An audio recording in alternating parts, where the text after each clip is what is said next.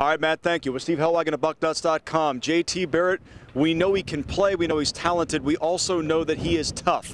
His background is just that. Has a military family. Is a kid who's got a lot of courage. On a sprained knee, he injured it just before halftime, Steve.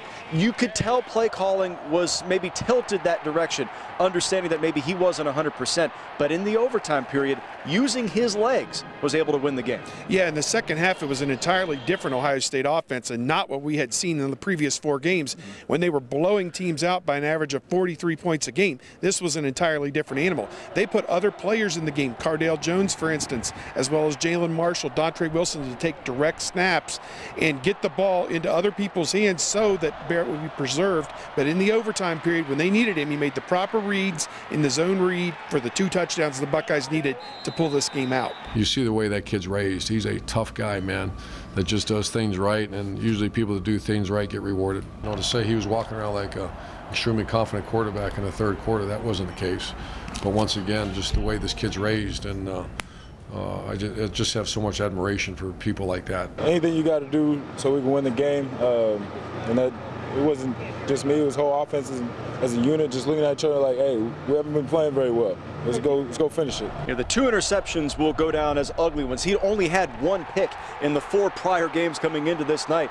But the most important stat, Matt, he earns Ohio State a W as they advance on now 19 consecutive wins in regular season Big Ten play. Let's go back to you. All right, Matt, thank you. With Steve Hellwagen at BuckNuts.com. Ohio State won this game with its defense yesterday. Penn State managed 19 rushing yards in the game, net. And it was a team that was struggling to run the ball anyway. Ohio State took advantage of that.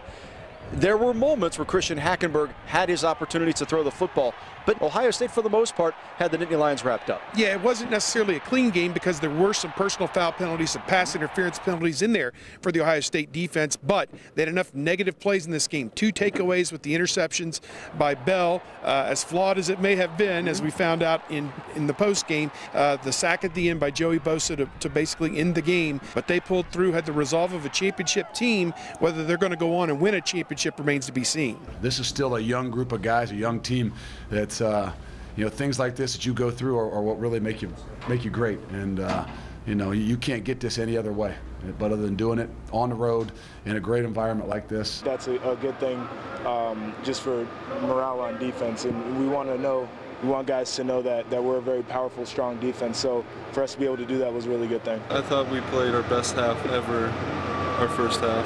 We just made some small mistakes in the second half, but we still ended up playing a good game. You could argue, Matt, Ohio State won yesterday because of its defense. Let's go back to you.